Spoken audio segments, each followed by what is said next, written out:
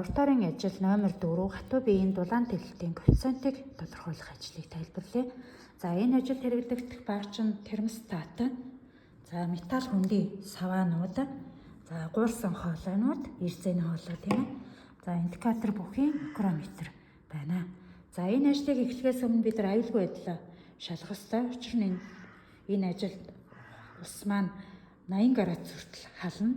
Халуунаас сэргийлээд бид нар аюулгүй байдлаа сайн шалгах ёстой. За инкинд бол металл саваанаас гарч байгаа нэг ирзэний хоолой маань термостатын 1-р нөхрөө.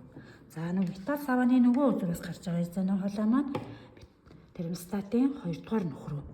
За ингэж холбосон байна. За ингээд бид нар энэ индикаторынхаа заалтыг тэг дээр эргүүлээд байрлуулчихна.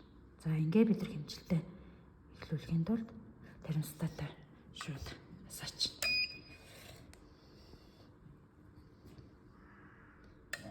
За ингээд одоо тэг градус дээр 29.1 градус дээр тэг заалт. За энийгээ бид төснөгтэйхээ төвдтэй 0 дээр 29 дээр бичнэ.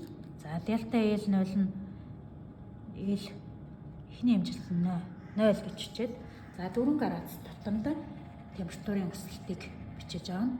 За жишээлбэл 29 дээр 4 градус гэхээр бид нар 32 градус дээр дараагийн хэмжилтээ бичиж аавна гэсэн үг. Гэх мэтчлэн энэ хэмжилт маань 80 градус хүртэл халахад дельта L хэмжилтүүд маань хэрхэн өөрчлөгдөж байна гэдгийг индикаторын заалтнаас бичиж аавна.